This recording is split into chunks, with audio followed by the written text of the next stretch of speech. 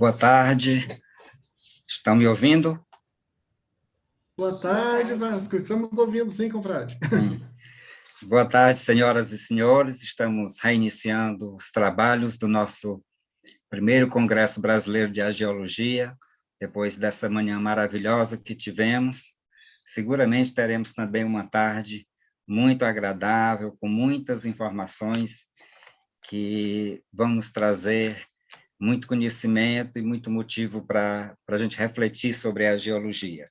Antes de iniciar a palestra, primeira palestra dessa tarde, gostaria de dar uma informação. Várias pessoas têm perguntado sobre os certificados.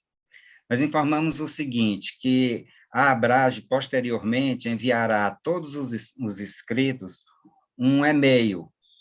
E, por meio deste e-mail, os que se interessarem em receber um certificado informarão para a gente, para que esse certificado seja providenciado e remetido posteriormente, ok? Bem, para iniciar nossa primeira palestra dessa tarde, que será intitulada Frei João Pedro de Sexto São João e os desafios do apostolado na Amazônia, nós recebemos aqui o Dr. Carlos Eduardo Vargas. Dr. Carlos Eduardo Vargas é presidente da província Nossa Senhora do Carmo, da Ordem dos Carmelitas Descalços Seculares, doutor e mestre em filosofia. Já publicou 3 obras sobre os Santos do Carmelo e a biografia inédita de seu patrono na Academia Brasileira de Agiologia, Frei João Pedro de Sexto São João, apóstolo da Amazônia. Então, passo a palavra ao Dr. Carlos Eduardo, que vai nos falar sobre Frei João Pedro de Sexto São João e os desafios do apostolado na Amazônia. Seja bem-vindo, Dr. Carlos. Boa tarde, confrade Vasco. Obrigado pela acolhida. Tudo bem? Boa tarde também. Quero cumprimentar especialmente nosso presidente da Abrage, Luciano Dídimo, o confrade Fábio, né, que está organizando o evento. Eu vi ali na lista de participantes também a irmã Otília Maria, né,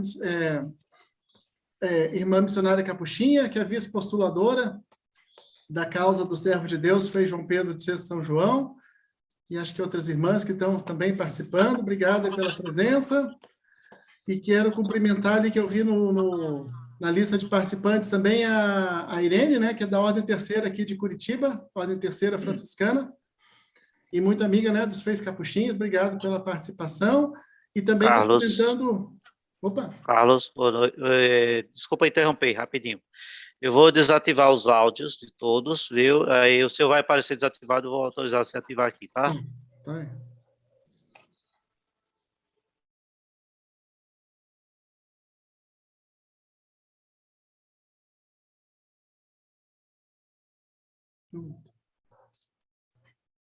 Deu certo agora? Tá sim. E também cumprimentar os participantes pelo YouTube, né?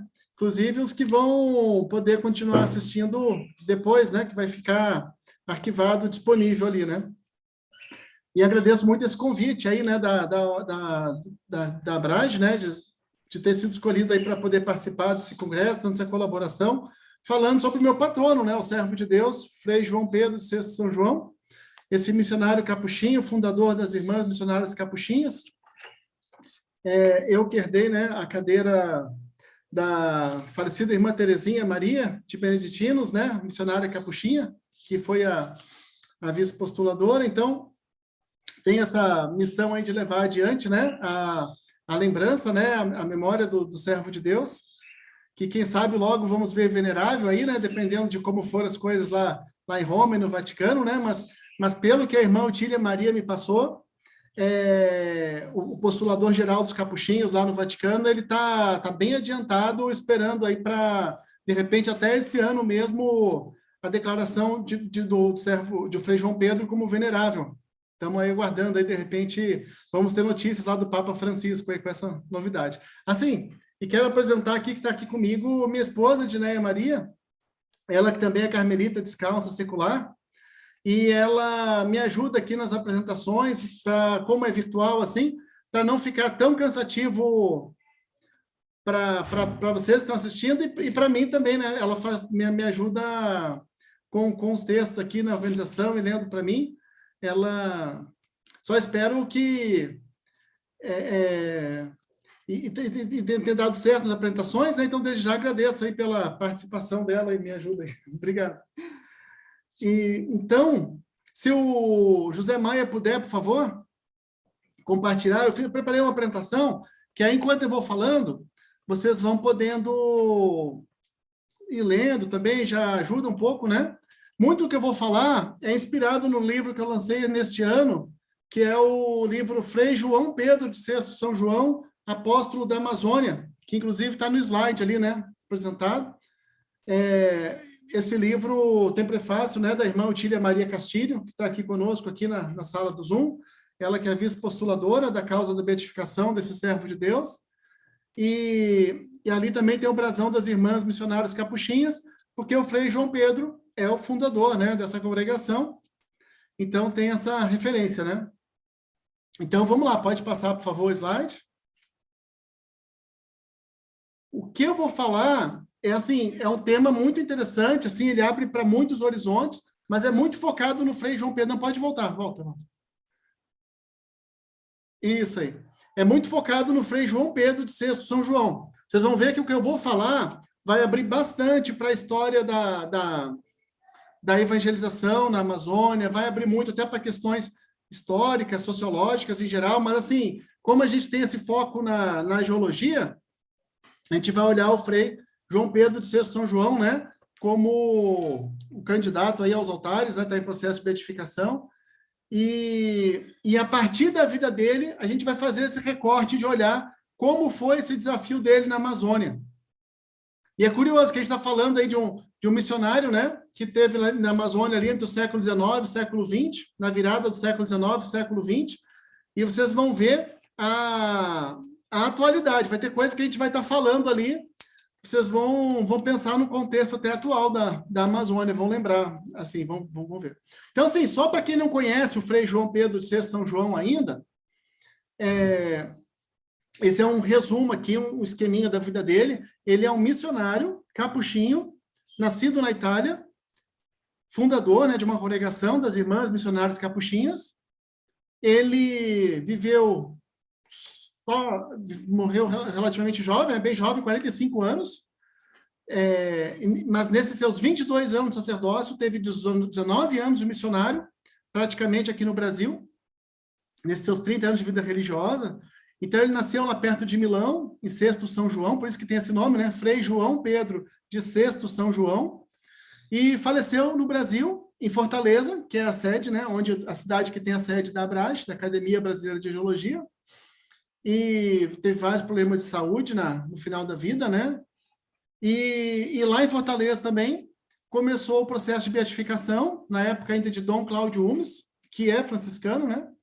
E com a nossa saudosa acadêmica, né? A irmã Terezinha Maria de Beneditinos, que começou o processo, mas atualmente o processo já está na fase romana, tendo a irmã Otília Maria como vice-postuladora. E estamos na expectativa de que ele seja proclamado venerável ainda esse ano. Aí o nosso presidente de honra, José Luiz Lira, vai atualizar no livro dele, né? Que eu, inclusive, gostei tanto da palestra do Lira hoje de manhã, que até já encomendei o livro dele para poder comprar. Já fui atrás lá. Gostei muito. Obrigado. Pode passar? Essa frase, ela exemplifica muito assim o carisma, a espiritualidade missionária do Frei João Pedro. Para as irmãs missionárias capuchinhas, marca muito também, né? E ele diz assim, apesar de todas as dificuldades, desafios que ele teve, ele dizia, ide, com coragem e alegria, evangelizar os povos. Ide, derramar a infinita misericórdia de Deus. Então, é o que eu quero nessa palestra, né? Nessa mensagem para vocês, falar desse servo de Deus, passando essa mensagem de ânimo, de coragem, de alegria, incentivando, né? Para que a gente, como batizados, possa se animar em também sermos missionários, né, de acordo com o nosso contexto. Pode passar, por favor? Então, já que eu vou falar sobre os desafios da Amazônia, então eu vou fazer só um recorte aqui, só uma delimitação, só uma referência do que nós estamos falando como Amazônia. A Amazônia, ela envolve mais do que o Brasil, do que o território brasileiro. tem a Amazônia Internacional, que ficou muito em voga agora, recentemente, com o Sínodo da Amazônia, né? E está na pauta do dia, está no noticiário político, econômico, tá realmente aparecendo bastante a questão da Amazônia. Ela envolve não só o Brasil, mas envolve Bolívia, Peru, Equador, Colômbia, Venezuela, Guiana, Suriname, envolve vários estados brasileiros, não só na região norte, como ali no centro-oeste, no Mato Grosso, e envolve o Maranhão também, considerando aí o conceito de Amazônia Legal, né, que veio ali da década de 50, com a legislação da década de 50. Pode passar, por favor? Então, se você pegar como o IBGE atualiza a Amazônia Legal, o mapa da Amazônia Legal, as cidades que estão na Amazônia Legal, você vai poder saber exatamente quantas cidades são incluídas na Amazônia. A cidade que mais tem municípios na Amazônia Legal atualmente é o Maranhão, o estado, né, que mais tem municípios. É uma área muito grande, né, a Amazônia. Ela inclui quase 7 milhões de quilômetros quadrados, sendo que mais de 4 milhões são no Brasil. Ou seja, isso aí, 4,2 milhões de quilômetros quadrados, é praticamente metade do nosso território. A população total seria 33 milhões da Amazônia Internacional, essa estimativa, sendo 28 milhões no Brasil. E incluiria mais de 1 milhão de indígenas. Economicamente, eles estimam que a Amazônia Legal teria um PIB de mais de R$500 bilhão. E um fator muito forte para a Amazônia é a biodiversidade, tendo mais de 30 milhões de espécies animais e mais de 14 mil espécies de plantas. E uma rica hidrografia também, muito importante, né?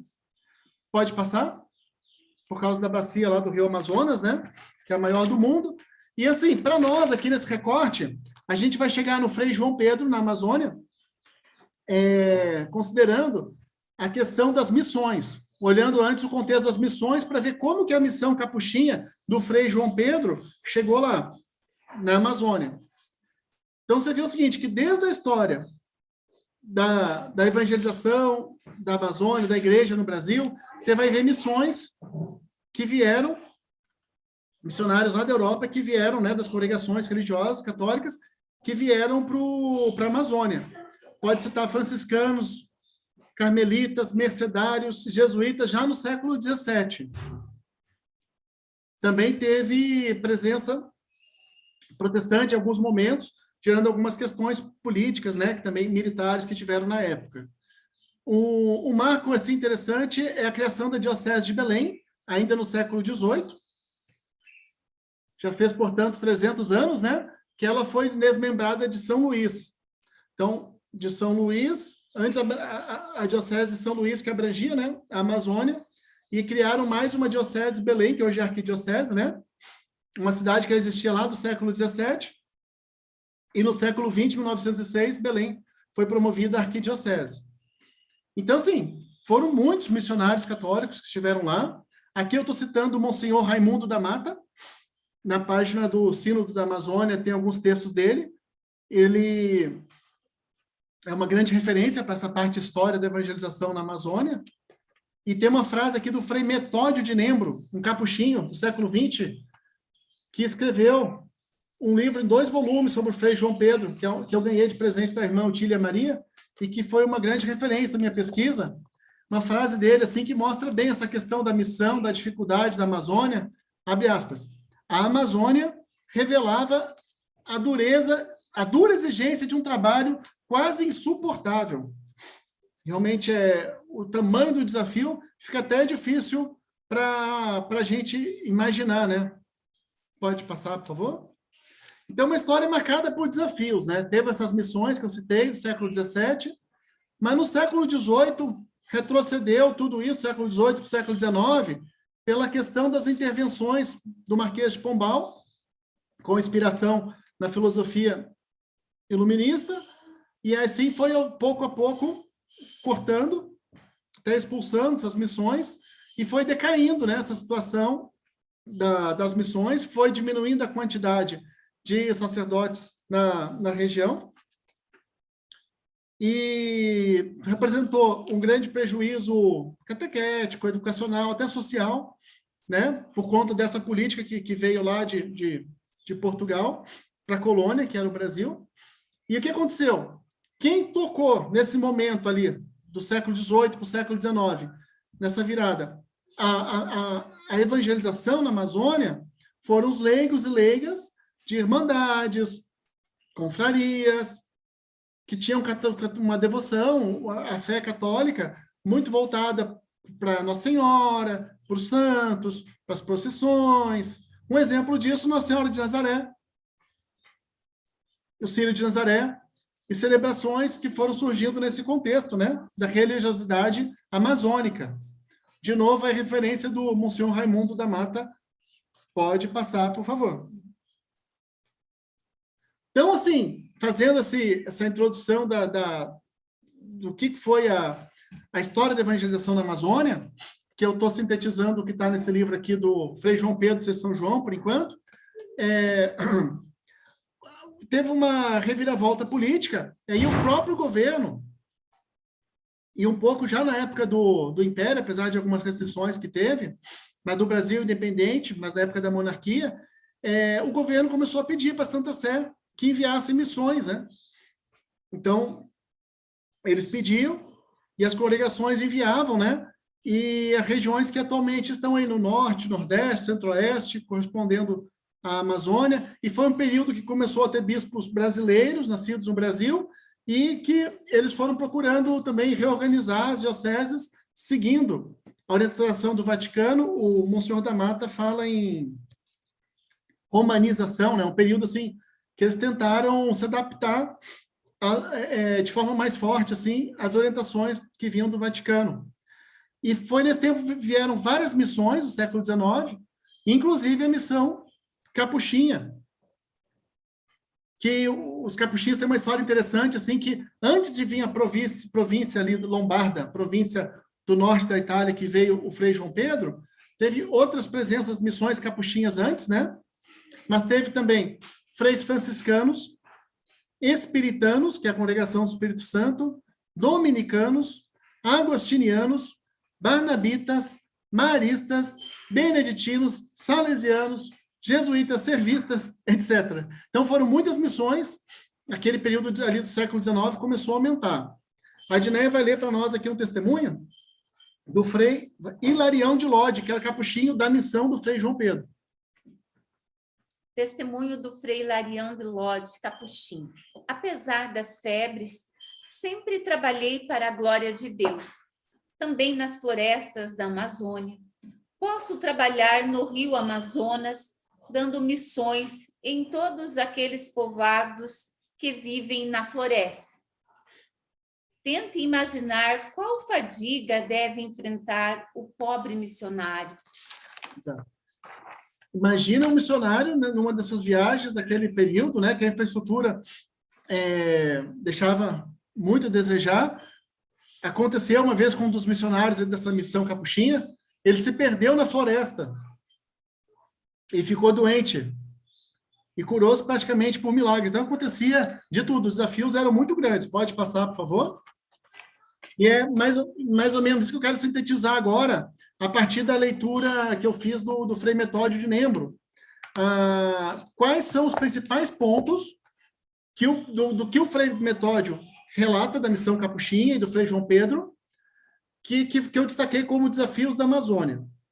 Então, isso eu estou falando ali, virado do século XIX, século XX, mas vocês vão ver a atualidade de alguns assuntos desses. A atualidade talvez seja porque a gente talvez ainda esteja nesse mesmo ciclo histórico, por um lado, ou talvez até a nossa forma de olhar, que a gente vai olhando um pouco com nossos olhos de hoje, né? O que estava acontecendo lá 100 anos atrás. Então, a Dinéia vai ler para nós aqui, por favor. Escassez do clero, frágil organização eclesiástica onde existia, falta de assistência aos fiéis e de instrução religiosa, catequese, distâncias insuperáveis, vias de comunicação praticamente impossíveis, naufrágio, indescritível dispersão das populações, adaptação aos clima quente e úmido, fadiga, desconforto, alimentação precária, instabilidade política, necessidade de apoio dos governantes, perseguição, notícias falsas. Pobreza da população, questão social, habitantes do interior que passavam até décadas sem sacramentos, índios eram desconhecidos, mas talvez fossem mais de 2 milhões. Seringueiros, migrantes nordestinos, extratores de borracha. Então, você tinha toda uma questão social relacionada àquele momento ali com o ciclo da borracha também. Você tinha já uma mídia impressa que circulava, vez ou outra, notícias falsas em relação até à missão dos freis, ou seja, eles não chamavam de fake news, que nem hoje, né? Mas, assim, já tinha um problema parecido. Tinha vários problemas, né? E é claro que a questão de transporte, de comunicação, era bem mais difícil também, né? Até, imagina aquelas viagens de barco pelos rios da Amazônia, os perigos, né, que se passavam, né?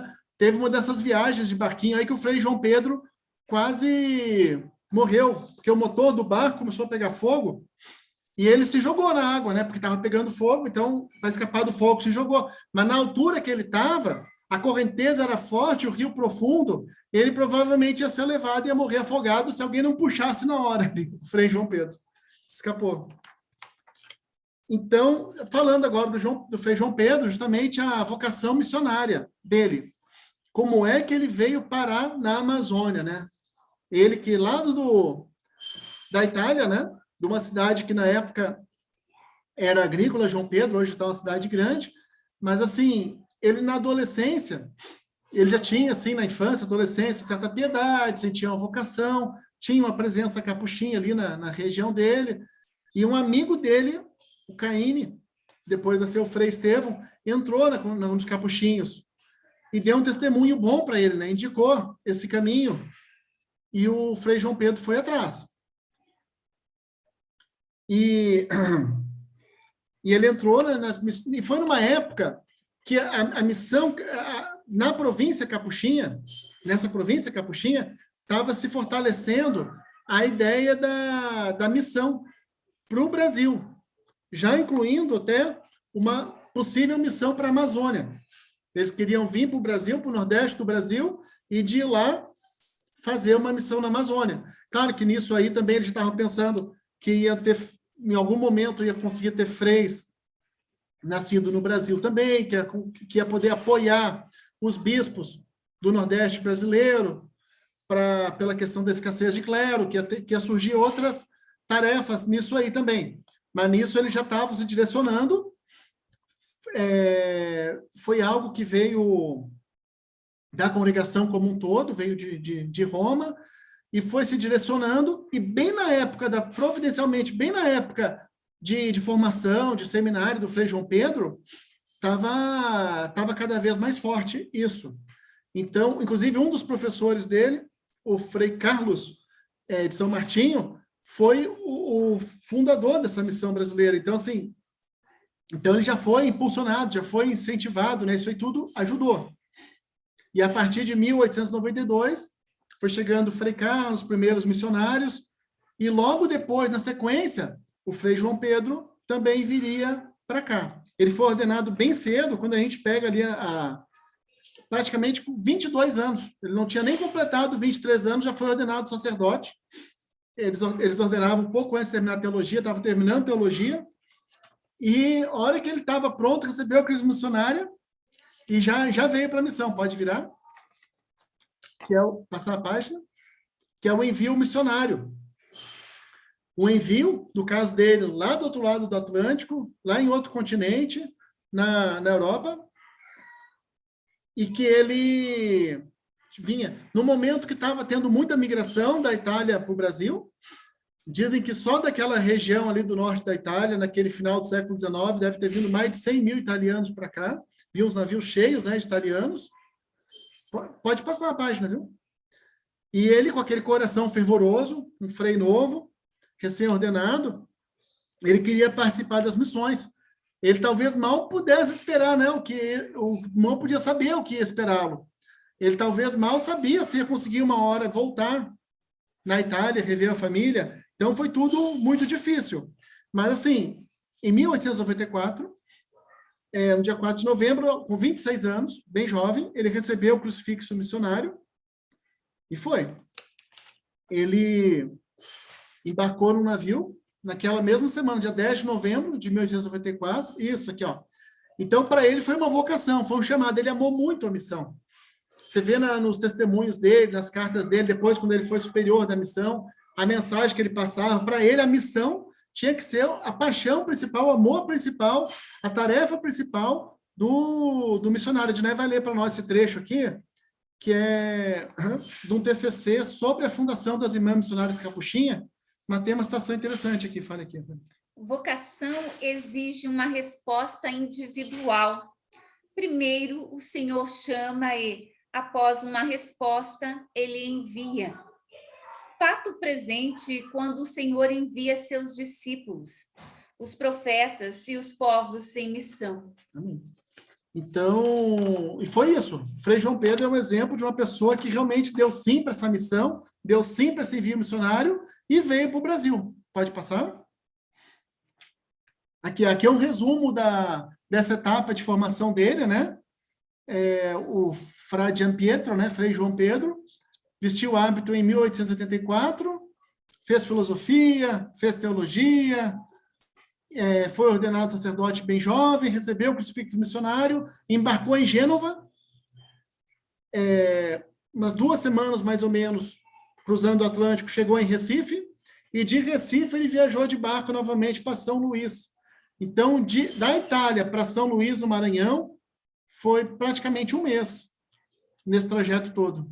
Pode passar, por favor? A viagem para o Brasil, aqui, ó. A Edneia vai ler aqui, é um trecho do livro do Frei Elde Pereira Silva, que eu também ganhei da irmã Otília Maria, um trabalho bem interessante desse frei, que publicou sobre a espiritualidade e o carisma missionário de Frei João Pedro. A Edneia vai ler. O chamado à missão indica sempre uma disponibilidade a cumprir a missão do Senhor, abandonando tudo como resposta ao seguimento de Cristo.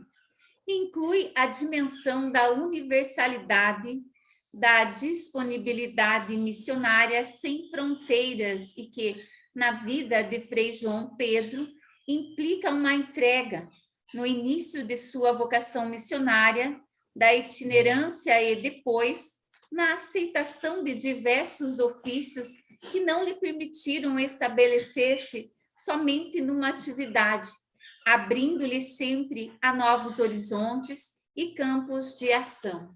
Tudo bem, obrigado, Edneia. Pode passar o slide, por favor. E aqui um resumo dos desafios dele, primeiros desafios na Amazônia, já considerando ali o Maranhão, né, como uma Amazônia legal, aquela parte ali que ele estava. Mas assim, chegou aqui, já ficou doente de beriberi, que é uma doença que falta vitamina B1, da debilidade, febre, dor de cabeça.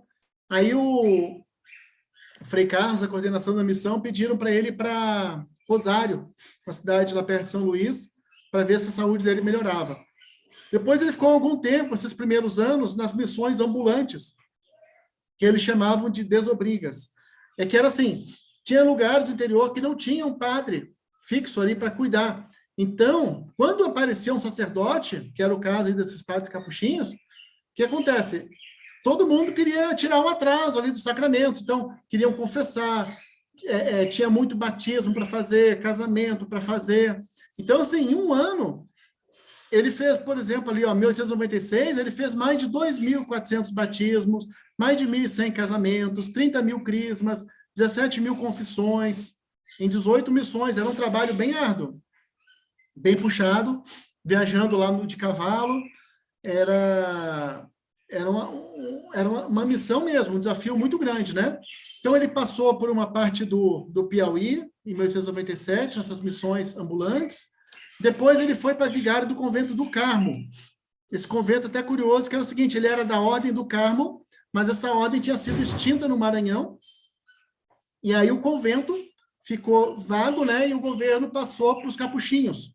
Tanto que a província capuchinha do Maranhão, hoje em dia, chama província Nossa Senhora do Carmo, né? E aí, como o convento ficou um tempo sem ser utilizado, precisava de uma reforma. Caiu na mão do Frei João Pedro, né? Para fazer isso. Claro, além da pastoral urbana, dessas missões, né? As dificuldades tinha na época teve seca, né?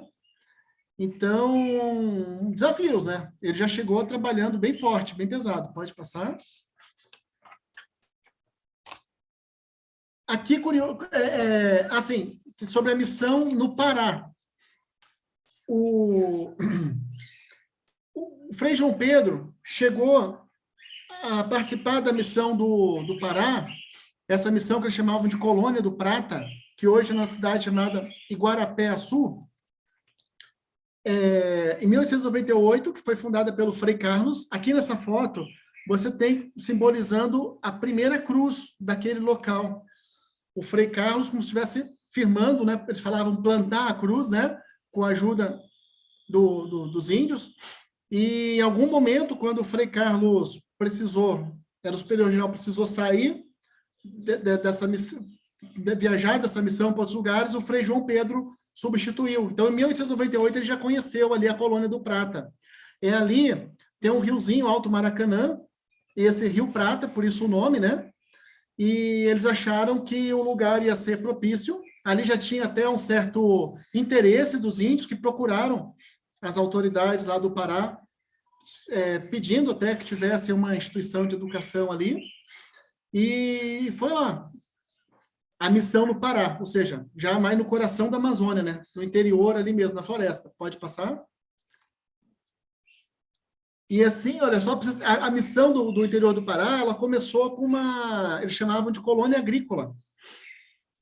Que nem aqui no sul, a gente tem as colônias, tinha naquela época colônias de imigrantes alemães, poloneses, italianos, eles chamavam de colônias, nesse sentido de um espaço que o governo cedia para poder distribuir em lotes, vamos supor 10 hectares, 25 hectares, para cada família poder trabalhar.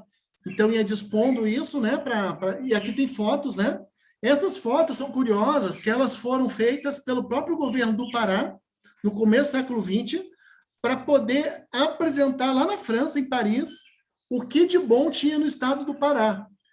E o governo paraense da época destacou essa missão capuchinha como um dos itens, algo do que mais importante estava acontecendo no Pará naquele tempo, para poder mostrar lá na Europa. Isso é bem curioso e até interessante ter umas fotos daquele tempo. Essas fotos aí que eu vou mostrar foram tiradas no começo do século XX, entre 1901 e 1909.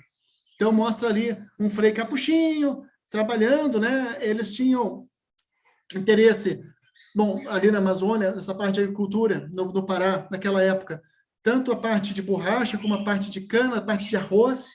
Então, é até interessante que mostra, assim, que os freis tinham conhecimento dessa parte agrícola, dessa parte relacionada a fazer açudes, água, para construir uma infraestrutura que eles pudessem viver e trabalhar também, e ensinava isso para os indígenas, né, na instituição educacional deles.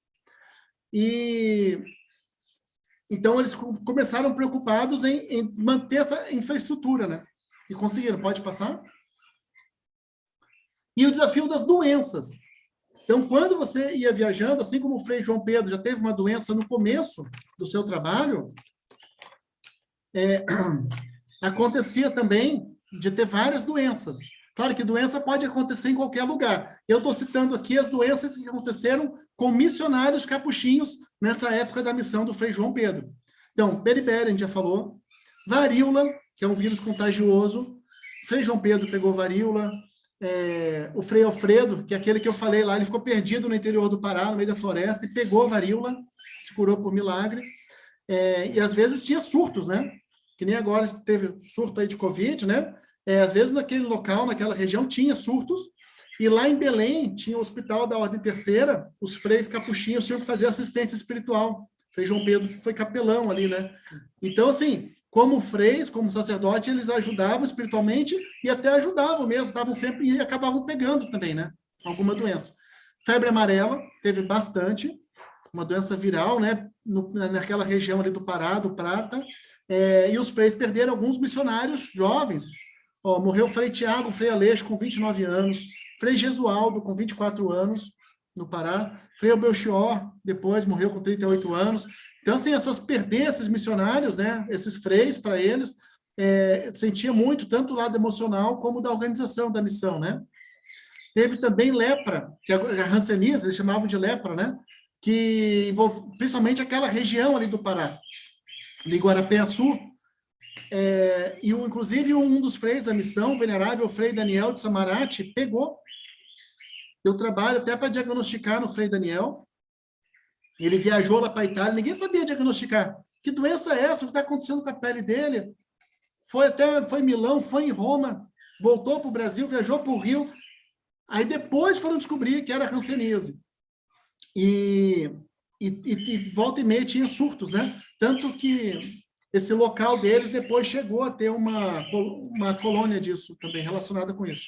Peste bubônica também aconteceu, que é provocada por bactérias. Fazia vítimas, principalmente entre os mais pobres, e aconteceu na missão deles no Maranhão.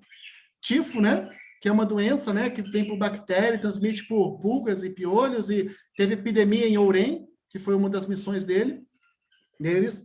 Teve um frei que morreu de tuberculose, e o frei João Pedro, a doença que atingiu ele foi nefrite, uma doença relativamente rara, assim, né, mas que piorou com uma hidropsia. Então, os rins inflamaram, e depois começou a acumular líquidos no corpo, levando à morte, né? E hoje em dia, tem, né, o Covid-19, né? No caso da Amazônia, chamou muita atenção a variante gama, que chamavam de P1, né? Então, quer dizer, é um desafio também, né, para o missionário lidar com as doenças. Pode passar? Bom, e aqui a gente vai falar de um episódio muito trágico, né, que aconteceu na missão deles no Maranhão. De São Luís, eles assumiram no interior, em Barra do Corda, uma paróquia. Nessa paróquia começaram a trabalhar com os índios da região, e aí eles quiseram expandir, os freis capuchinhos quiseram expandir, fazendo uma colônia indígena que foi chamada Colônia São José da Providência, num povoado que chamava Alto Alegre. Então, o que aconteceu? Eu não vou entrar em detalhes assim do contexto histórico disso, de todos os fatores que entraram, mas o que aconteceu foi o seguinte: dia 13 de março de 1901, ou portanto há 120 anos atrás, quando os freis estavam rezando uma missa, era quaresma, estavam rezando a missa, era de manhã, um grupo, né, de indígenas entrou, armado com espingardas, facões, e matou o frei que estava celebrando, e as pessoas que estavam na igreja. Então, morreu nisso aí 4 religiosos capuchinhos, morreu 7 irmãs terceiras capuchinhas da congregação da Beata Madre Rubato, morreu um leigo terceiro, e esse grupo que estava atacando, continuou atacando casas vizinhas, saqueou armazéns da vizinhança, colocou fogo em alguma casa. Então, assim, foi um massacre, né? Foi uma situação, não se sabe quantas pessoas morreram, de 200, 300 pessoas. Depois a polícia veio e teve mais mortes também, porque a polícia foi violenta também na reação. Então, assim, foi uma tragédia que aconteceu, né, marcando o começo do século XX ali no Maranhão. O superior da missão era o Frei Carlos, que sobreviveu, mas ele não tinha condições psicológicas. Ele teve que ir para a Itália para ficar um período se tratando, depois voltou para o Brasil. E quem assumiu foi o Frei João Pedro. Ele, com 32 anos, assumiu como vigário interino da missão.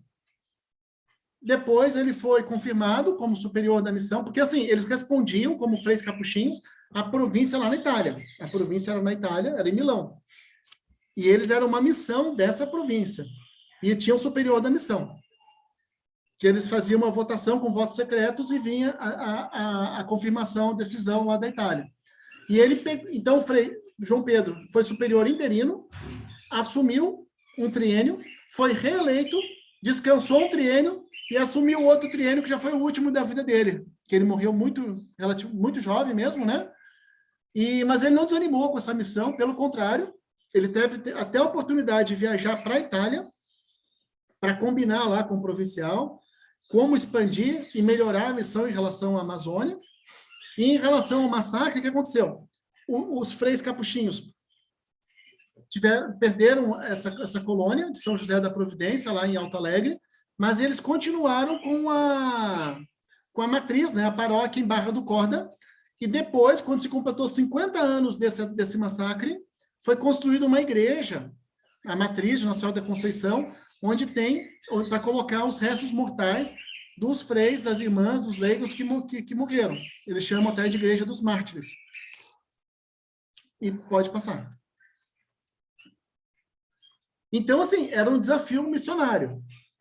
E eu falei da missão no Pará, ou seja, se aconteceu essa questão, esse problema, esse massacre, lá no interior do Maranhão, o Frei João Pedro pensava, pode acontecer também lá no Pará, no interior do Pará. E tinha um certo parentesco nas etnias, um parentesco distante naquelas etnias indígenas. Mas o que acontece? Por um lado, os freis foram se aperfeiçoando, aprenderam algumas lições com isso, e por outro lado, aparentemente foi mais tranquilo com os índios no interior do Pará.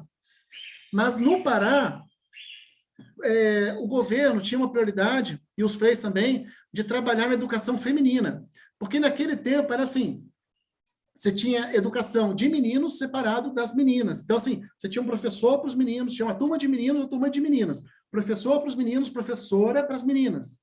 E até algumas matérias, alguns ensinamentos eram diferentes.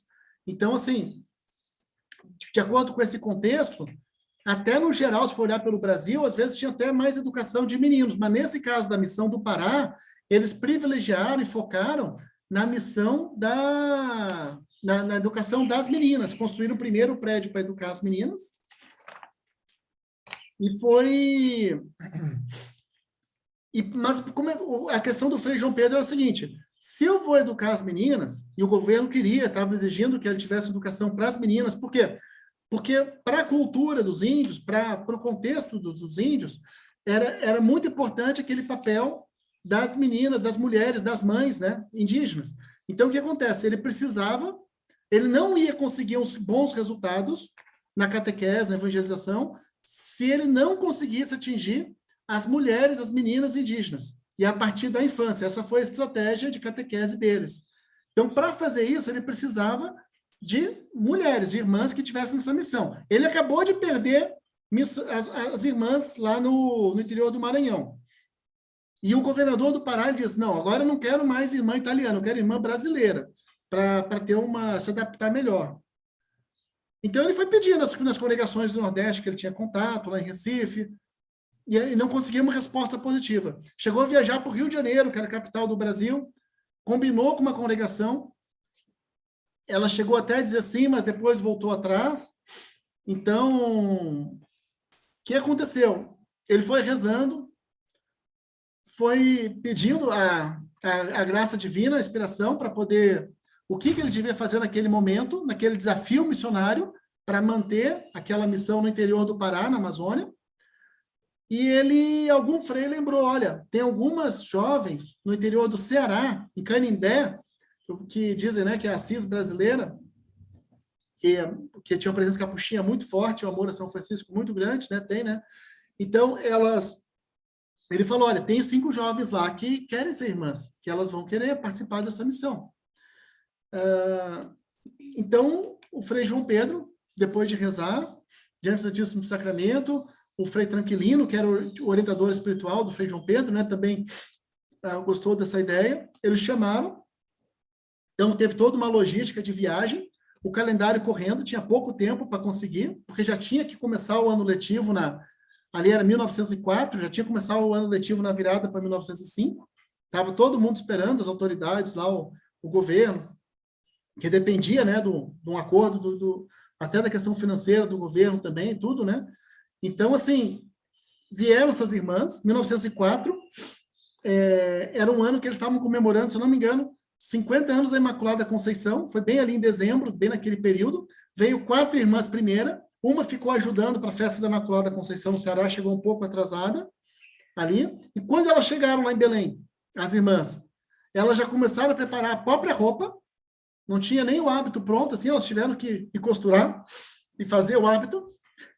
Frei João Pedro, com 36 anos, ou seja, jovem, né, missionário jovem, reuniu as 5 irmãs, com os freis que estavam ali, e e fez essa fundação. Entregou o hábito para elas, fez uma cerimônia, entregou o terço, entregou o cordão franciscano, entregou o rosário de cada uma, e estava fundada a congregação das Irmãs Missionárias Capuchinhas. Em Belém, no Pará, tinha uma capelinha de Nossa Senhora Auxiliadora, e está até hoje a congregação perseverando, né? Está a irmã Otília, as irmãs participando, como instrumento de evangelização, mantendo essa fidelidade à espiritualidade missionária. E no caso do Frei João Pedro, é curioso que, assim, foi uma fundação no Pará, ou seja, até o Frei Metódio diz que provavelmente a primeira fundação assim, voltada para a catequese dos indígenas, feita no próprio Pará, que tem essa peculiaridade, né, naquele momento ali, e no dia seguinte elas viajaram. Esse mapa aqui que o Maia passou, é um mapa aqui, ó, é uma estrada de trem que tinha de Belém para Bragança. Aí eles paravam aqui, ó, em Garapé-Açu, e de Garapé-Açu ainda estavam terminando a estrada, que eles tinham que continuar, naquele momento ali, em 1904, ainda meio de carroça, para chegar até o Prata. Então, foi no dia seguinte, eles já partiram. Então, foi uma congregação missionária mesmo. Foi fundada com objetivo missionário, foi fundada na missão, junto com os capuchinhos, e no dia seguinte já tinha que partir, porque o calendário estava corrido. Precisava fazer logo a fundação e começar a escola. Pode passar? Pode passar. Aí. Então, uma fundação na Amazônia. Estava lá, ali a foto das fundadoras, né, das irmãs que começaram. Inês, Clara, Verônica, Madalena e Isabel. Para o Frei João Pedro não foi fácil acompanhar essa congregação nova, porque ele era o superior da missão, ele tinha que viajar Amazonas, Pará, Maranhão, Ceará. O Frei Metódio diz que fazer esses 4 estados, essas missões todas, em 3, 4 meses já era corrido. Então, assim, era uma preocupação muito grande que ele tinha, né? Tinha essa questão das doenças, tudo isso que a gente falou, né? Mas ele estava sempre cuidando, e mesmo quando ele percebeu que estava muito doente, que não ia sobreviver, ele pediu para o Frei Estevão, que era o seu grande amigo, que também era de São João, para continuar a missão. Então foi isso, foi um instituto ali começado, diretamente empenhado na catequese, educação naquele momento, e realmente virou uma grande referência à educação do Pará, essa obra delas, e até hoje as irmãs missionárias capuchinhas estão trabalhando ainda com projetos educacionais, virou uma referência mesmo, né? Só que a congregação cresceu muito de lá para cá, né? Mais de 100 anos depois, então tem centenas de irmãs, né, em vários estados brasileiros, com missão na África, com uma casa na Itália. Pode passar, por favor. Aqui a foto, olha, a casa que fizeram para a escola das meninas indígenas. Elas com saia, com a camisa ali, ó, uma saia comprida, as irmãs ali trabalhando junto. E já apareceram vocações para as irmãs, logo elas começaram outras missões, além da missão do Prata. Então foi bem interessante mesmo, um prédio que até hoje é uma referência lá para a cidade, né? A construção em si, né? Então, assim, o objetivo era atender principalmente as meninas indígenas e as meninas órfãos. E, assim, interessante que nessa educação das meninas, às vezes elas prosseguiam, elas eram direcionadas muito assim para formar uma família cristã, né? Aquelas meninas, para poder casar, ser mãe, cuidar da casa, dos filhos, né?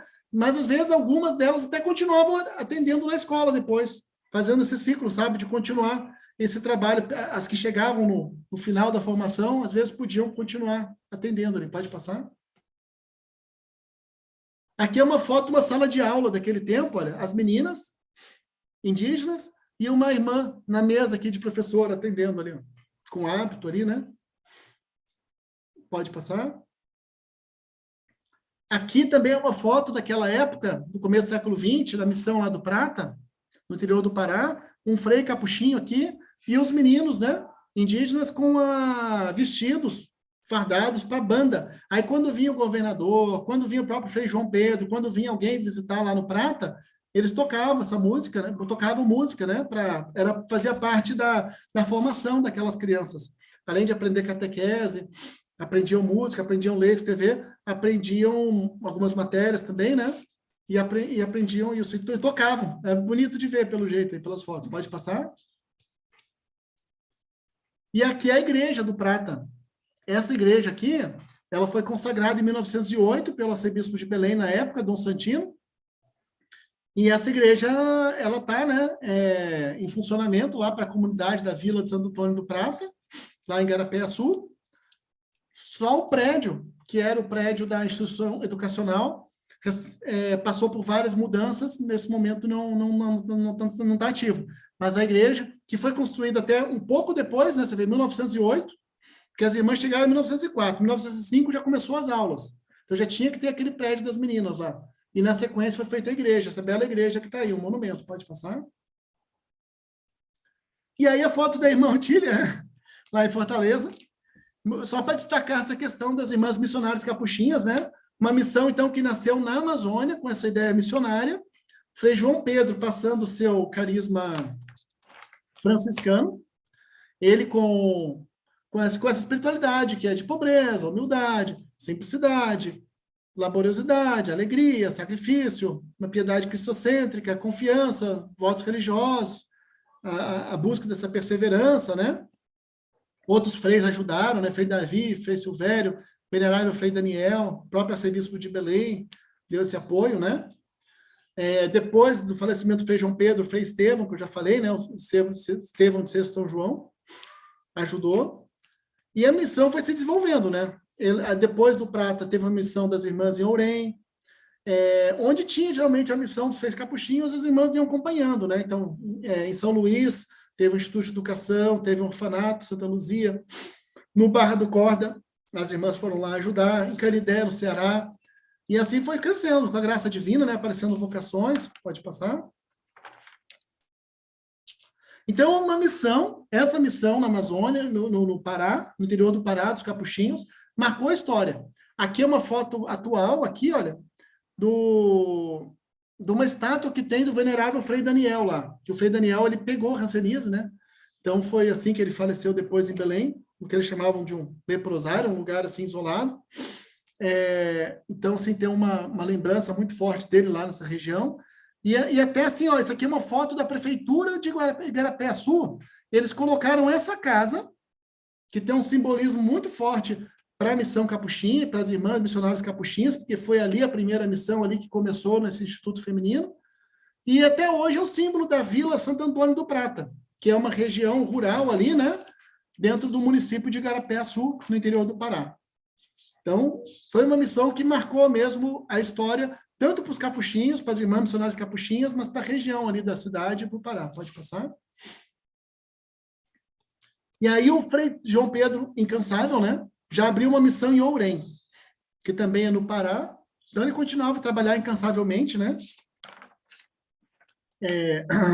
Não poupou viagens, sacrifícios, queria ajudar. Ele via lá onde tinha pessoas pobres, espiritualmente abandonadas, era ali que ele queria ajudar.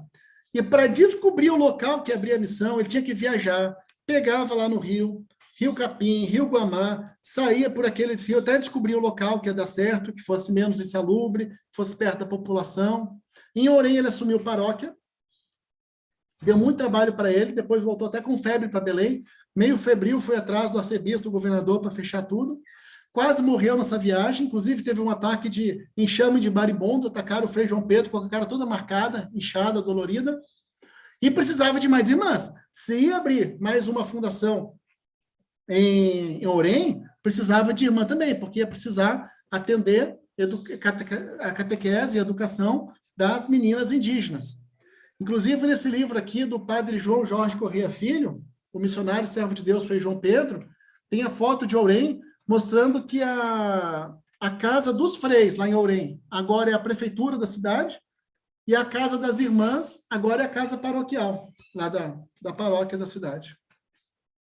Então, Ourém, mais uma missão, né? Foi expandindo, na Amazônia, lá no Pará. Pode passar, por favor? E aí, nesse triênio de 1906, 1909, Frei João Pedro investiu na Amazônia, no Amazonas, onde hoje é o Amazonas, na missão de Manaus. Ele foi para Manaus e foi conversar com o governador para começar uma missão. Na época era diocese, né? Depois virou arquidiocese. E aí ele foi viajando pelo Rio Negro, escolheu a vila de Moura, que pelo que pesquisei atualmente é o município de Barcelos, achou lá uma região pobre, espiritualmente abandonada, sem escola. Ele pensou, não, é aqui que eu quero fazer minha missão. O que aconteceu? Ele teve um certo trabalho para poder fazer a comunicação lá de Manaus com Roma, para poder começar, mas aí, com a província lá em Milão, né? Mas a província italiana aceitou. Ele assumiu a paróquia de São Sebastião, na cidade de Manaus, fez uma escola popular, mais umas missões populares nos rios, né? Mas o que aconteceu? O próprio Vaticano percebeu que a intuição do Frei João Pedro estava muito certa em relação à Amazônia, e aí a Santa Sé criou uma missão nessa região, inspirada nessa intuição do Frei João Pedro, nesse começo que ele começou ali na Amazonas, em Manaus. Só que essa missão acabou ficando para outra província capuchinha, a província da Úmbria, porque a província lombarda, naquele momento, não tinha como assumir, até porque eles estavam começando uma missão lá na África, na Etiópia, na Eritreia. Então, assim, ficou para essa outra província, e os capuchinhos acabaram cuidando de uma prefeitura apostólica do Alto Solimões, sediada em São Paulo de Olivença. Pelo que eu pesquisei, virou depois uma prelazia, e me parece que os capuchinhos estão participando lá até hoje, ainda nessa missão. Pode passar. E o treino no Pará. Então, depois da missão no Pará, a missão no Maranhão, a missão no Pará, no Colônia do Prata, a missão em Orem, a missão no Amazonas, ele teve um triênio que praticamente foi um descanso para ele, porque aí ele ficou lá no Pará, primeiro atendendo a ausência do Frei Daniel, que o Frei Daniel estava no tratamento de saúde. E imagina assim, eu fico tentando imaginar, né? O Frei João Pedro, no interior do Pará, lá onde hoje é Garapé-Açu, naquele silêncio, né, da noite da Amazônia, no meio da floresta, lá no momento que ele estava com muita necessidade espiritual de ter essa solidão também, de pensar na própria alma, na própria vida espiritual. Fez muito bem para ele, nesse caminho dele, né, nessa santificação dele. E depois ele voltou para Belém, ele foi superior da missão em Belém. Aí tinha que atender capelania, hospital, confissões, hóspedes, pessoas passavam por viagens, terceiros, os leigos, né? Desobrigas, que eram as missões populares. Teve um membro da comunidade dele, Frei Marcelino, era muito ativo, criou um primeiro círculo operário, a partir do Grêmio Católico, e criou até uma atividade de imprensa para tentar rebater as fake news contra os missionários capuchinhos. E curioso, a parte de mídia impressa, eles chegaram a ter uma tipografia até lá na Colônia do Prata. Aí eles colocavam os próprios índios, alunos, para aprender essa parte de tipografia também. Tudo que eles faziam, ensinavam como trabalho, como profissão para os índios também, né? Mas o que aconteceu? A saúde, já com 40 anos, a saúde do Frei João Pedro foi piorando. Era cansaço, febre, distúrbio intestinal, inapetência, um inchaço no rim. Aí o médico avisou para ele, olha, o problema está cada vez pior, está atacando o fígado, baço, o coração. O médico pediu a única coisa que o Frei João Pedro não podia fazer, pediu repouso. Era o que o Frei João Pedro não podia, não queria naquele momento. Ele sempre achava que ia melhorar e que dava para fazer mais um pouquinho, que podia fazer mais uma missão. Ele não dava trégua para o seu trabalho. E, para completar, ele foi eleito provincial. Pode passar? Ou melhor, eleito superior da missão, né? Pode passar.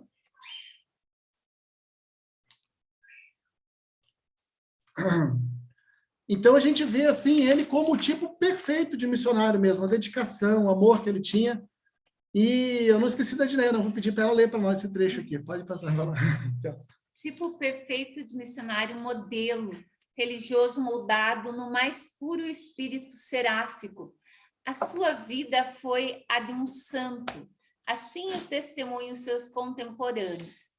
Assumiu com muito empenho a organização do trabalho missionário das paróquias e colégios, onde os frades e as irmãs trabalhavam. Fez longas viagens pastorais na missão, que ocupava um vastíssimo território, de Fortaleza, no Ceará, até o Rio Negro, no Amazonas.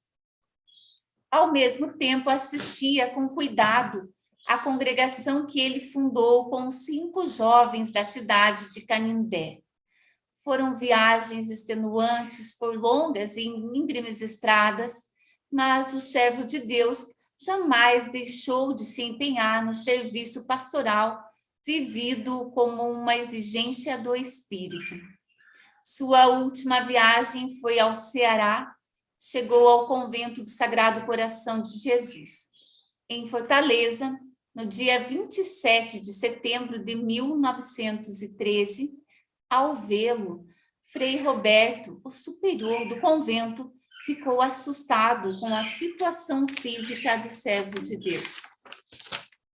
Ali foi a última viagem, né? Ele foi a cavalo para Canindé e voltou, já muito doente. Dali, ele já ia para o hospital e não recuperaria mais, né?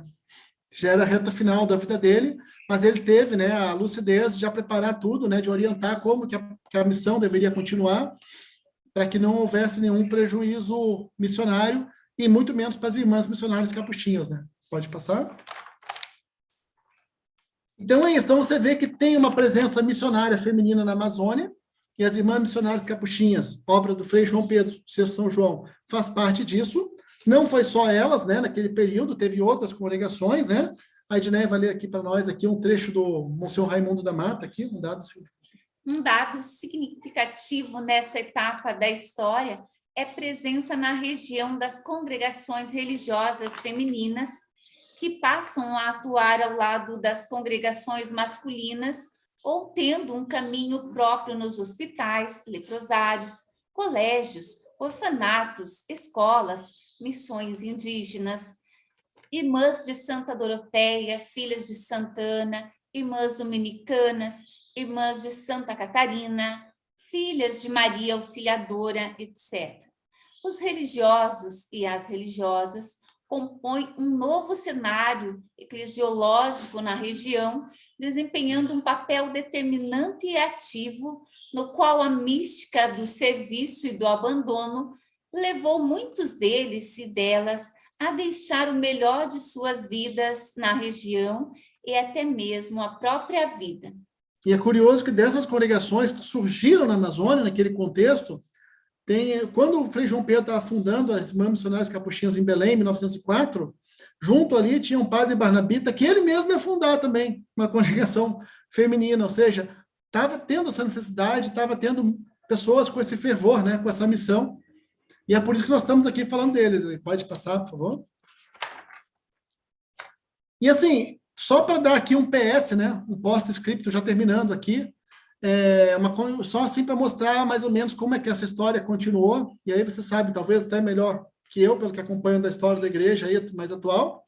O século XX viu a criação do CNBB, na década de 50, teve as campanhas da fraternidade, teve o Concílio Vaticano II, teve o CELAM, Conselho Episcopal Latino-Americano. Então, teve, que foi inclusive na Colômbia, né? Ou seja, ali na região da Amazônia Internacional. Então, assim, foram várias iniciativas que ajudaram a dinamizar essa questão da missão na Amazônia depois. E aí você vê, relacionado à CNBB, as regionais que ela criou, né? Regional Norte 1, Norte 2, Noroeste. Considerando a Amazônia legal, você vai ter região Oeste 2, Norte 3, Nordeste 5. A CNBB criou comissões relacionadas à Amazônia, como a Comissão Episcopal Especial para a Amazônia, né? Eu conto isso no livro, tá? Do Frei João Pedro, de São João Apóstolo da Amazônia. A CNBB passou a articular com mais órgãos, tendo uma importância especial para a Amazônia, até para a questão indígena também. Teve o Pontifícias Obras Missionárias, CIMI, Conselho Indigenista Missionário, e a REPAM Brasil, que é a Rede Eclesial Panamazônica, fundada em 2014. Então, ainda falando da Amazônia, teve a campanha da Fraternidade 2007, alguns aí vão lembrar, né? Fraternidade Amazônia, que o lema era Vida e Missão nesse Chão. A importância desse tema da Amazônia aumentou bastante com o Papa Francisco, a encíclica Laudato Si, 2015, falando de ecologia integral, natureza, justiça social e paz. E isso, em cima desse documento do Papa, a gente teve as campanhas de fraternidade 2016 e 2017. Ou seja, aumentou bastante, né, essa questão. Você vê como o Frei João Pedro já era pioneiro, né? Como ele foi profético já na atitude dele, na missão dele, já naquele tempo, mais de 100 anos atrás. Pode passar. E aí, mais recentemente, teve o Sínodo da Amazônia, né, 2019, focado aí para os bispos para a região panamazônica, né, falando de conversão pastoral, cultural, ecológica, sinodal. A Edneia vai ler para nós só um trechinho ali do documento final do sínodo, só para dar um gostinho, uma pincelada. Aqui, ó, pode falar. Este sínodo quer ser um forte apelo para que todos os batizados da Amazônia sejam discípulos missionários. O envio à missão é inerente ao batismo e é para todos os batizados. Por ele, todos nós recebemos a mesma dignidade de filhos e filhas de Deus, e ninguém pode ser excluído da missão de Jesus aos seus discípulos. Ide pelo mundo inteiro e anunciai a boa nova a toda criatura. Ou seja, o que Frei João Pedro fez, que a gente falou lá no começo, né, da conversa, da palestra, de ser missionário, agora o sínodo está dizendo o seguinte, ó, quem é batizado e vive lá na Amazônia também tem que ser esse discípulo missionário, também tem que ir para essa missão de acordo com a sua situação e seu contexto. Pode passar? E aqui é o seguinte, aqui é uma síntese final, já concluindo, né? A conclusão espiritual, assim, numa espiritualidade missionária do Frei João Pedro. Eu peguei trechos, frases dele, relacionado com assuntos importantes da missão, tá? E eu vou ler aqui como uma conclusão. Então, ó, procure fazer, agir, reanimar a vida da fé que está quase extinta, ou seja, ele ia em lugares lá na Amazônia que a fé estava se extinguindo, porque não faltava essa missão. Então, ele falou, vamos lá, missionários, né? Então, ele falava muito amor a Deus, da caridade divina, da graça, que era indispensável para a vocação, que a gente precisa alimentar a nossa vocação também, né? O espírito de piedade, isso ele falando para os missionários capuchinhos, para as irmãs missionárias capuchinhas, mas vale para todos nós. Para fugir à tibieza, para buscar a observância, prontidão, constância, expressões de piedade. Na época dele, eles tinham muito lá breviário, meditação diária, leitura espiritual, confissão semanal, missa e comunhão. Era uma espiritualidade bem intensa, né, de um missionário capuchinho. A caridade fraterna, um tema muito importante na construção espiritual, tanto que ele viajava, né, para conhecer as comunidades. Quando chegava numa comunidade lá de missionários capuchinhos, ele fazia o colóquio um por um, sentava, conversava com cada um para se inteirar do que estava acontecendo, né? Fidelidade à vocação religiosa. Ele dizia assim que tinha que ter uma obediência total, desprendimento, para buscar com todos os meios a santificação dos povos. Era o que ele queria. Nem sempre a resposta dele era positiva na missão. Nem sempre todo mundo gostava do que ele estava fazendo, como a gente viu lá em Alto Alegre, né? Nem sempre. Mas, assim, eles que perseveravam com fidelidade. Ele dizia, seria criminosa uma negligência no cumprimento de obrigações de missionários. Para ele era algo muito sagrado, era o que mais sagrado tinha na vida dele, era a missão. E ele dizia, procuremos tornar-nos cada dia mais fervorosos, observantes, pontuais e zelosos. Mas, por um lado, ele também tinha compreensão e incentivo, né? Para que o fervor não tenha faltado. Então, assim, ele tinha esse ideal de buscar sempre melhorar, mas ele também tinha essa visão fraterna, né? E curioso que, assim, ele já percebia como era difícil lidar com o governo naquele tempo, né? A gente estava no começo da República, então ele teve algumas dificuldades para lidar com os políticos da época, né? E às vezes mudava, né, o governador lá na região, e já mudava a política e mudava a atitude, né, em relação à missão. Ele falava assim, nessa época de crise, miséria e instabilidade, receio que essa colônia do Prata, lá no Pará, cedo ou tarde deverá sucumbir e ter a mesma sorte que tiveram no Prata todas as outras instituições governamentais. E, de fato, assim, passou 20 anos de missão capuchinha, aí chegou no momento lá, o governo disse, não, agora os índios já aprenderam a ler, escrever, nem tem mais índio aqui, ele já foi cumprida a missão, agora nós estamos precisando usar esse lugar aqui para fazer uma colônia penal, um lugar assim, tipo um presídio. Aí passou um tempo, deu um problema com a Hanseníase, eles falaram, não, agora vamos transformar aqui esse prédio, o governo mudou de ideia, não, vamos transformar aqui numa casa para tratamento de Hanseníase. E essas mudanças da política de época em época iam afetando, os missionários tinham que saber lidar com isso, né? Frei João Pedro já sabia. Pode passar? Vou deixar a Diné ler essa página aqui, vai lá. Vamos sempre em frente com coragem. Ministério apostólico. Ide com coragem e alegria. Ide com instruir e evangelizar todos os povos, espalhando os tesouros da infinita misericórdia. Isso aperfeiçoa e santifica o missionário, sentimento de confiança. Se procurarmos ser fiéis às nossas obrigações, Deus nos ajudará e abençoará sempre. Deus tornará frutuoso o nosso trabalho e a nossa missão poderá prosperar. Isso é devido às orações de tantas almas piedosas que sempre lembram de nós. Autoridade como serviço. O superior é irmão entre irmãos. Não pode ser senão um pai compreensivo que procura conhecer as necessidades de seus filhos. Acompanhamento fraterno. A vida do superior é um viajar contínuo para cuidar das múltiplas exigências da missão. Estou visitando as residências, já vi aquelas do Pará, do Ceará e do Cabo. Viajarei para a Barra do Código. O bem da missão, que possa adquirir a cada dia mais merecimentos diante de Deus e apresente aos povos exemplos de virtudes. Recomendações às irmãs. Vida austera, rigorosa, penitente, perseverança, oração fervorosa e cessante, constante renúncia a si mesmas, fiel observância da regra e desapegada dedicação ao estudo, ao trabalho e ao cumprimento dos deveres.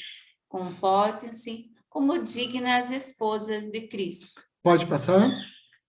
Então, a visão sublime que ele tinha das irmãs, né? O que eu tinha para falar do Frei João Pedro era isso, só queria contar aqui uma observação, aqui, um apêndice, que nem eu coloquei, que é o seguinte: eu sou carmelita descalço secular, né, eu e minha esposa aqui no Sul, e a nossa província Carmelita do Sul tem uma missão no Pará, na Amazônia, né, desde 2015. É a missão Santa Teresa dos Tapajós. Trabalha com o povo indígena Munduruku, em Jacarecanga. Lá tem, né, Frei Ari e Frei Marcos. E virou notícia na Vatican News. Virou uma notícia isso aí, porque a região estava sofrendo problemas relacionados com extração ilegal de madeira, ouro, cassiterita, e estava provocando dificuldade para os índios, né? Teve que ter, assim, intervenção de Polícia Federal, IBAMA, Força Nacional. Aqui, abre aspas, a gente precisa agir com prudência, pois está no meio do fogo cruzado. Ou seja, notícia desse ano. Ou seja, mesmo atualmente, quem é missionário no interior da Amazônia está no meio de um fogo cruzado. É uma situação que continua com desafios até hoje. Pode passar? Aqui algumas fotos, vai ter, ó, que os freis mandaram para mim. Pode passar. Isso, ó, aqui as crianças preparando para a primeira comunhão. Frei Marcos mandou lá da missão no Pará. Pode passar. E aqui na aldeia Monte Alegre, né, que é a padroeira Santa Teresa, o Frei Ari, que já foi nosso provincial aqui do Sul, né, trabalhando, batizando ali uma criança, né, nessa missão. Agradeço a eles pelas fotos, e agradeço vocês aí pela paciência e atenção, né, de acompanhar toda essa apresentação, que a gente fez esse trajeto da vida do Frei João Pedro, passou bastante aí pela história da evangelização na Amazônia e dessas missões capuchinhas na virada do século XIX, século XX, a fundação das Irmãs Missionárias Capuchinhas, que estão aí conosco até hoje, trabalhando, né, várias atividades educacionais e sociais. E como diz o Frei João Pedro, confiemos em Deus e deixemos que Ele opere. Ele, que é Deus, sabe o que faz. Então, esperamos, né, que diante desses desafios que a gente acompanhou junto, que a gente viu junto, que a gente fez memória junto, né, do apóstolo da Amazônia, o servo de Deus, Frei João Pedro, Sr. São João, que isso anime vocações missionárias, né, especialmente, claro, nas próprias irmãs missionárias capuchinhas, mas em todos os ambientes em que nós participamos, né, para que todos os batizados escutem a voz do Senhor da Messe, e que o Senhor da Messe continue enviando, né, missionários, que o rebanho não pereça por falta de pastores, por falta de missionários, né, e que a Virgem Maria, Mãe da Amazônia, interceda por todos aqueles que continuam sendo enviados para essa missão. Pode passar? E aqui uma oração, né, já que ele está em processo de beatificação, já que a gente está na expectativa de que Frei João Pedro vai ser declarado venerável, e já que a gente está aí na expectativa, rezando, para que tenha, se for vontade de Deus, a graça, né, do milagre de uma futura beatificação, vamos pedir isso a Deus, né, cada um no lugar que está acompanhando aqui essa palestra, mas fazer essa oração. E depois, quem conseguir as graças, tem o contato ali da irmã Otília para mandar, né? Comunicando as graças recebidas. Vamos rezar então, Adné? Reza para nós. Oração pedindo a beatificação de Frei João Pedro. Senhor Deus, vós que enchestes com os vossos dons a vida e as palavras de vosso servo, Frei João Pedro de Sexto, ensinai-nos a seguir seus exemplos de piedade, fortaleza e de zelo missionário. Dignai-vos glorificá-lo, elevando-o à glória dos nossos altares, concedendo-nos a graça de sua beatificação. Por Cristo nosso Senhor. Amém. Pai nosso, que estais nos céus, santificado seja o vosso nome, venha a nós o vosso reino, seja feita a vossa vontade, assim na terra como no céu. O pão nosso de cada dia nos dai hoje, perdoai as nossas ofensas, assim como nós perdoamos a quem nos tem ofendido, e não os deixeis cair em tentação, mas livrai-nos do mal. Amém. Pode passar. Levemos a luz da verdade e da graça. Aqui tem algumas indicações bibliográficas. Eu tenho aqui em casa 2 exemplares, 1 ou 2 exemplares que eu posso vender, né, do livro do Frei João Pedro, se alguém tiver interesse em procurar depois, ainda não tem. E muito obrigado, pode passar. Era isso que eu tinha para passar. Meus agradecimentos à Abrage, um ótimo congresso aí para todos nós que estamos participando. Obrigado para a Diné também, que esteve aqui com a gente. Todos vocês estão participando, tanto aqui na sala do Zoom, como no YouTube. Espero aí que tenha aproveitado, né, essa reflexão, né, sobre a missão na Amazônia, sobre o Frei João Pedro. E agora acho que o Vasco, né, vai continuar, e eu queria que a irmã Otília falasse algo também, por favor.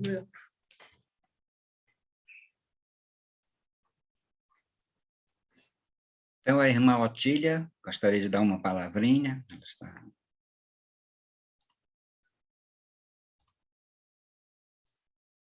Irmã Otília? Não sei se ela...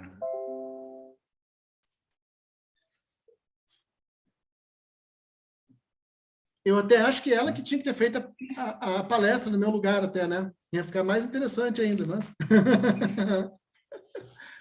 A irmã... Não sei se a irmã está com algum problema no som, no vídeo. Não?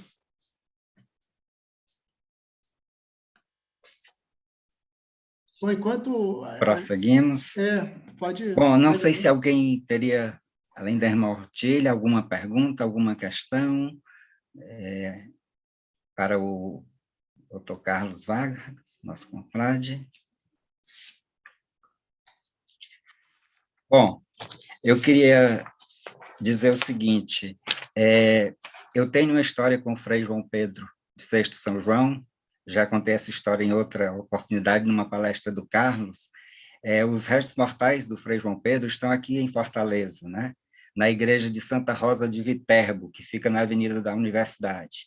E eu era muito amigo da irmã Zeferina, irmã Capuchinha, queridíssima amiga, uma santa. E meu pai esteve em coma e a irmã Zeferina foi visitá-lo e disse: Vasco, vamos rezar por Frei João Pedro. Seu pai vai ser curado e você vai mandar fazer uma placa agradecendo para a gente colocar lá no túmulo do Frei João Pedro, na igreja de Santa Rosa de Viterbo. Realmente, meu pai estava praticamente desenganado, se recuperou totalmente, com 70 anos, ele tinha 70 anos na época, voltou a trabalhar e nós cumprimos o prometido. Eu fui com a irmã, mandei fazer a placa de mármore, fui com a irmã Zeferina, e essa placa se encontra lá na igreja de Santa Rosa de Viterbo, ao lado do túmulo do Frei João Pedro, né? E é uma grande graça. E enquanto eu ouvia aqui o nosso confrade Carlos, vou tirar o doutor um minutinho aqui, enquanto estamos entre confrades, eu estava vendo aqui, pensando uma coisa. Essa semana, anteontem, eu recebi uma reclamação sobre o nosso congresso. A professora Ercília Braga, professora da UFC, eu mandei um convite para ela, e ela gosta muito de espiritualidade e tal, e mandou uma mensagem para mim dizendo: Vasco, que supremacia masculina é essa? Nenhuma mulher entre os convidados para fazer uma conferência. Acontece que Frei João Pedro de Sexto fundou a congregação das Capuchinhas. Então, eu acho que ele queria uma voz feminina também falando dele. E aí ele mandou a esposa do Carlos, a senhora Edneia, que, por sinal, né, uma voz muito bonita, muito delicada, muito suave. Então, além do privilégio do Carlos ter tido uma assessoria tão competente, né, como a Edneia, nós tivemos esse privilégio de ter uma voz feminina abrilhantando essa conferência. Então, eu não sei se a professora Cília se inscreveu no congresso, ela estava em viagem, mas eu já estou mandando recado para ela e dizer, olha, as mulheres estiveram representadas aqui, bem representadas, falando de um grande servo de Deus, Frei João Pedro. Então, eu acho que foi ele que inspirou o Carlos e a Edneia a estarem juntos nessa, e a gente agradecemos muito, Carlos, por sua participação. Amém. Disponha Por sempre. sua brilhante palestra. Eu acho que o Frei João Pedro talvez ainda seja bem desconhecido. Então, dizem que o santo escolhe o devoto, então ele lhe escolheu para essa missão, eu acho, sabe? Que você está dando conta muito bem. Você já fez uma palestra para nós na Abrage e agora está fazendo essa no Congresso e ainda nos trouxe esse presente, que foi a participação da Edneia. Então, a gente da Abrage agradece a você, Amém. agradece a Edneia, né? E vamos agora, não sei se a irmã Otília já apareceu ou não. Se não, nós faremos agora um intervalozinho para o coffee break. Como nós estamos virtualmente, então cada um faz seu coffee break, tomar um cafezinho, uma águazinha, e às 16 horas a gente está de volta, ok? Então, até logo mais. Tchau.